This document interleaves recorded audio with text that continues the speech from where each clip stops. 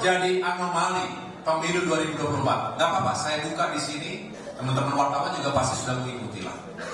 Anomali yang luar biasa mengkhawatirkan kehidupan demokrasi, termasuk kehidupan bermasyarakat, berbangsa dan bernegara. Fenomena vote buying, politik uang, memang bukan sesuatu yang baru. Betul. Tapi kali ini, tahun 2024 ini, ugal-ugalan luar biasa politik. Betul. Dari mana kita harus bisa menyiapkan uang yang luar biasa besar itu untuk mempertahankan kursi, untuk mendapatkan kursi?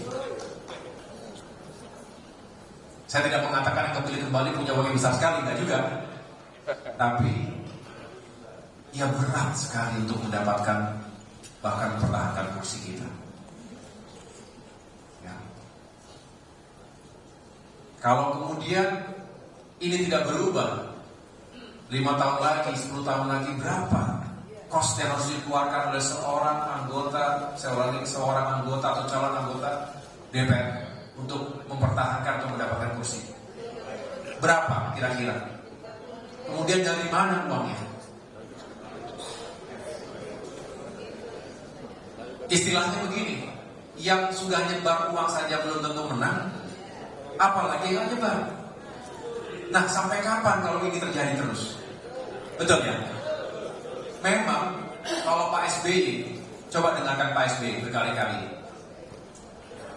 yang harus diperbaiki dulu adalah kehidupan, kesejahteraan masyarakat kita dulu. Kalau masyarakatnya berkecukupan hidupnya, kalau ditawari mungkin mau, tapi tidak semudah itu, dan juga tidak berlebih-lebihan. Betul. Tapi sekali lagi kita tidak ingin menyalahkan masyarakatnya, karena masyarakat yang tidak punya uang juga sangat berharap bantuan dari siapapun. Betul ya? Jangankan dari para calegnya, dari manapun akan ditunggu. Jadi masyarakat yang tidak punya uang, jangan disalahkan begitu saja. Karena orang insting utamanya adalah mempertahankan hidupnya, survival, diri dan keluarganya. Jadi kalau kita ingin mengikis, saya tidak mengatakan menghilangkan 100% karena pasti ada saja, tapi paling tidak mengikis secara signifikan, secara drastis politik uang ini, pertama dan utama, mari sama-sama Demokrat memperjuangkan kesejahteraan untuk masyarakatnya, untuk kita semuanya, bersama semua orang bangsa lainnya. Kalau kemiskinan dipertahankan, politik vote buying akan semakin merajalela. Jadi ini perlu menjadi atensi kita bersama. Dan saya laporkan kepada Bapak Ibu sekalian, saya telah berbicara intens dengan Bapak Prabowo Subianto yang setuju. Beliau sangat setuju karena beliau juga merasakan hal yang sama. Dan Gerindra juga mengalami nasib yang tidak jauh berbeda. Artinya di luar dari ekspektasi yang telah ditargetkan sebelumnya. Ini sebuah concern bersama yang harus kita kawal. Jadi, Kafrak, nanti kalau sudah tenang semuanya bersama teman-teman fraksi DPR RI, ke depan kita bicara bagaimana kita memperbaiki sistem pemilu.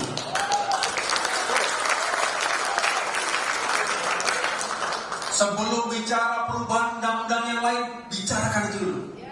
Setiap pemilu kita tidak berkualitas. Yang baik menjadi korban, yang nggak tahu dari mana tiba-tiba muncul begitu saja. Selama itu pula, bukan hanya kualitas pemilunya, tetapi kualitas demokrasi, kehidupan bermasyarakat, berbangsa dan bernegara kita akan menjadi korban semuanya. Dan selamanya kemiskinan itu akan dijaga karena dengan vote buying, hanya dengan itu kita bisa mendapatkan suara. Jangan sampai kita biarkan. Setuju?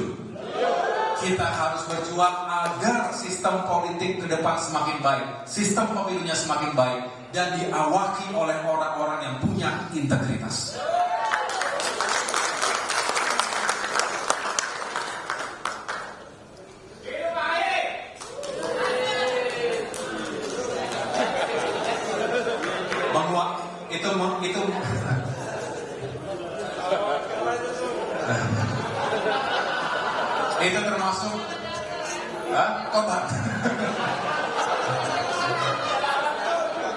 Itu suara dari Dairi dan Pak Barat kira-kira begitu lah.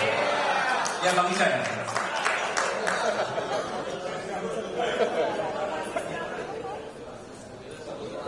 Nah, oleh karena itu kita tidak boleh menyesali.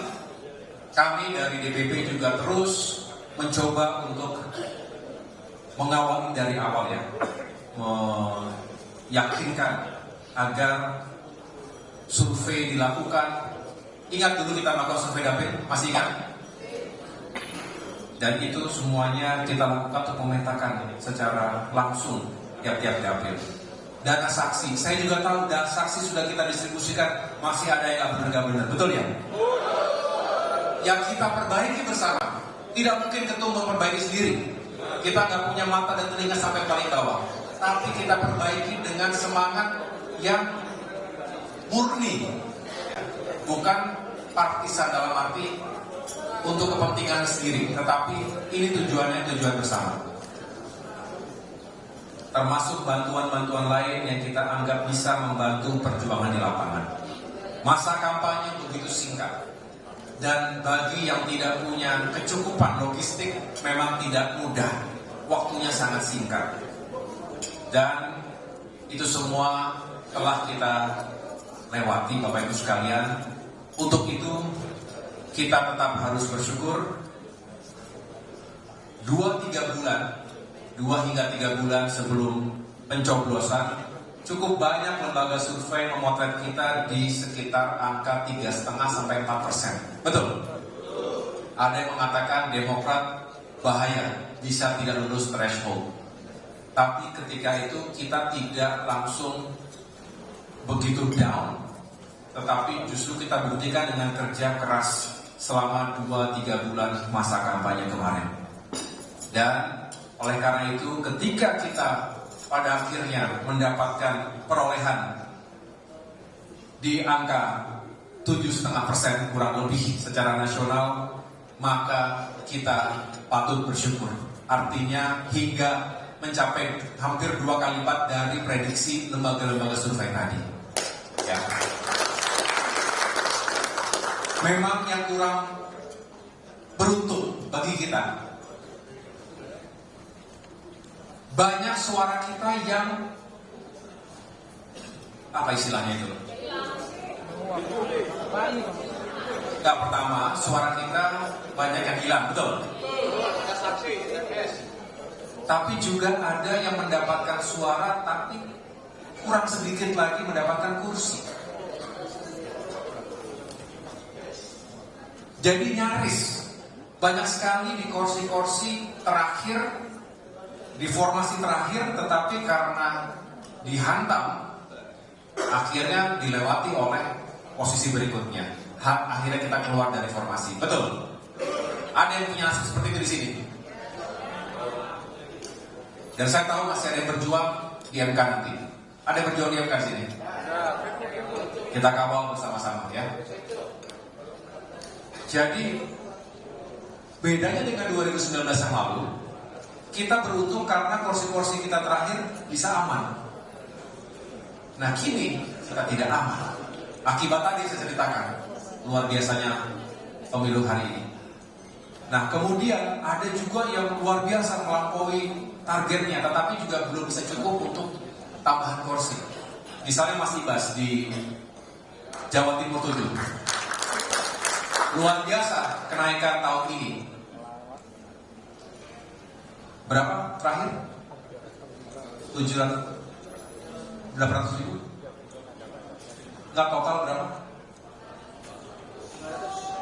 Enggak, Demokrat 476 ribu total. Besar itu kan? Tinggal butuh 30 ribu lagi waktu itu bisa kursi ketiga. Tapi memang 30 ribu juga tidak mudah. Tetapi artinya ini luar biasa kelebihan suaranya di sini. Ya, ini contoh bisa dilakukan. Ada lagi yang begitu, yang 1 hingga 2. Ada yang 1 hingga 2 di sini. Sulawesi Utara itu besar, dikit lagi bisa 2. tapi ya tidak jadi dua. Jadi inilah Bapak Ibu sekalian, banyak yang berada di bawah posisi bawah dan tidak bisa mempertahankan atau mengamankan di posisi terbawah tersebut. Sedangkan ada juga beberapa yang kelebihan suara banyak tapi tidak memungkinkan untuk menambah kursi. Tapi sekali lagi ini harus kita jadikan pelajaran. Bapak Ibu, kita ke depan harus berbenah diri. Bukan hanya 1-2 tahun sebelum 2029, tapi mulai hari ini. Setuju?